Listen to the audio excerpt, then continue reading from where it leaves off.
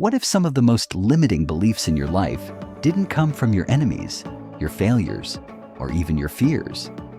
What if they came from people who genuinely wanted the best for you? Think about it. Since childhood, we've been surrounded by advice. We're told to play it safe, avoid unnecessary risks, get a stable job, follow the traditional path, and be realistic. Most of this advice isn't given with bad intentions.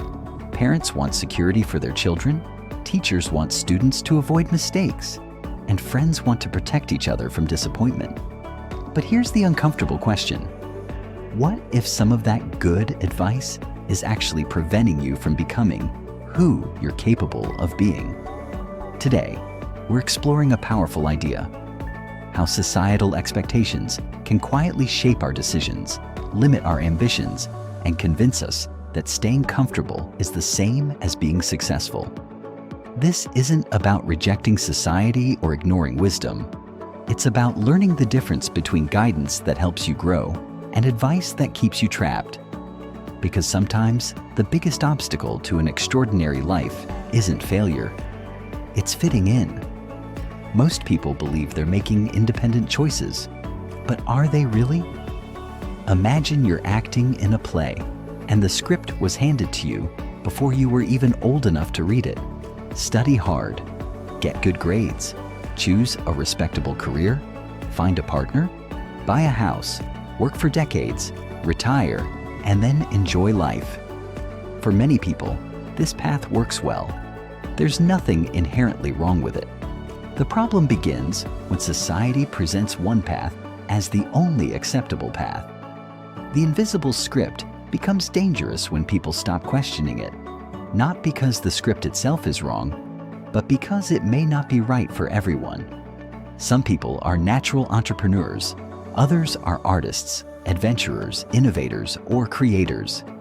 Yet countless individuals spend years suppressing their deepest interests because they're afraid of stepping outside the expectations of family, friends, or society.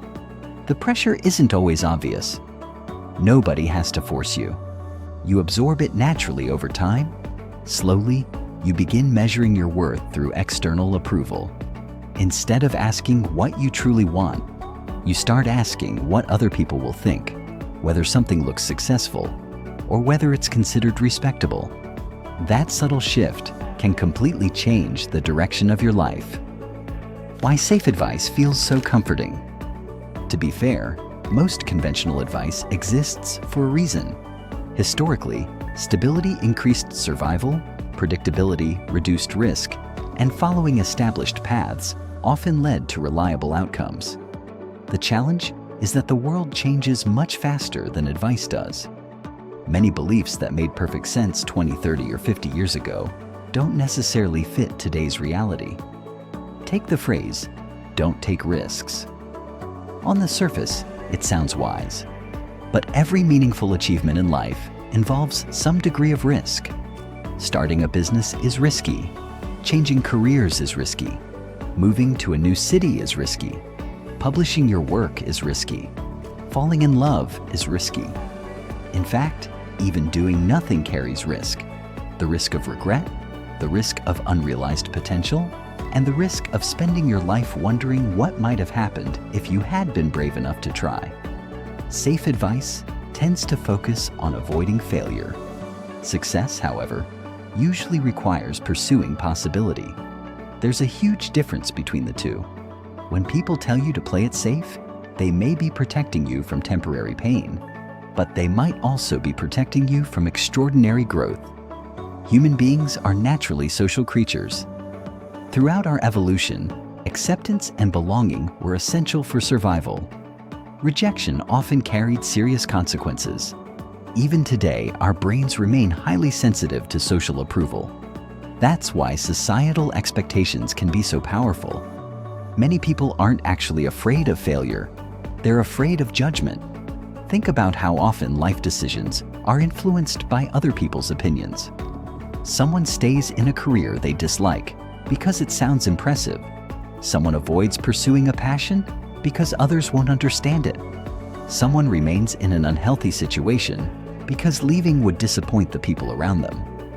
In each of these cases, the real prison isn't circumstance, it's approval seeking. And here's the irony. The people you're trying so hard to impress are usually too busy worrying about their own lives to spend much time thinking about yours. Years later, many individuals realize they've spent enormous amounts of energy trying to meet expectations that were never truly theirs. The cost can be devastating. Lost opportunities, suppressed creativity, unfulfilled dreams, and a life that looks successful from the outside, but feels empty on the inside. The myth of being realistic. One of the most powerful societal messages is the instruction to be realistic. At first glance, it sounds sensible. Reality matters, facts matter, limitations matter. But often, be realistic is used in a very different way. It's frequently a disguised form of fear.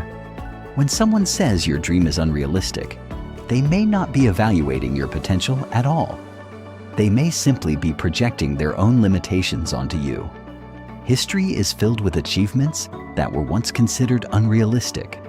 Flying across oceans, starting global companies from garages, creating revolutionary technologies, breaking athletic records, and writing books that changed the world all seemed impossible until someone proved otherwise. Of course, not every dream succeeds, but unrealistic doesn't mean impossible. The danger lies in accepting other people's assumptions as objective truth. The future is often shaped by people willing to challenge what seems realistic today. Society often promotes a narrow definition of success: more money, higher status, larger titles, and greater recognition. While these things can certainly be valuable, they don't automatically create fulfillment. Many people spend years chasing society's definition of success, only to discover that they still feel dissatisfied after achieving it. The reason is simple. External achievement and internal fulfillment are not the same thing. For one person, success might mean building a billion-dollar company. For another, it could mean raising a family. For someone else, it might involve traveling the world, creating meaningful art, teaching others, or simply living with greater freedom and peace of mind. The challenge is that society rewards visible achievements, while personal fulfillment is much harder to measure. As a result, people often pursue goals that look impressive rather than goals that genuinely matter to them. Yet, when life comes to an end, society's opinions won't determine whether you feel fulfilled. Your own experience will. That's why defining success for yourself is one of the most important acts of personal freedom. This doesn't mean being rebellious for the sake of rebellion. It means being authentic enough to pursue what's right for you, even when it's unpopular. Because fitting in comes with a hidden cost. If you spend your entire life becoming who everyone else wants you to be, you may never discover who you actually are. And that's a price far greater than temporary criticism. How to evaluate advice wisely. None of this is an argument against advice. Good advice can save years of mistakes and provide valuable perspective. The key is learning how to evaluate it intelligently. Whenever someone gives you advice, ask yourself a few important questions. What experiences shaped their perspective? Are they speaking from knowledge or from fear? Do they truly understand your goals? Would following their advice move you closer to the life you want, or closer to the life they want for you? Not all advice is universal. A strategy that worked perfectly for one person may be completely wrong for someone else. Context matters. Timing matters. Individual values matter.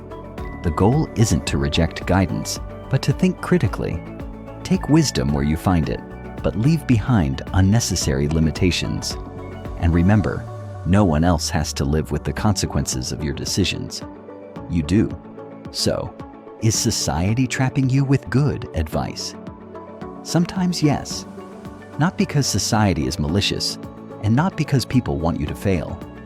Rather, it's because conventional wisdom often prioritizes safety over possibility, conformity over individuality, and predictability over potential. The most important question isn't whether society approves of your path. The real question is whether your path aligns with your values, your ambitions, and the person you want to become. Listen to advice, learn from others, respect experience, but never surrender your ability to think for yourself.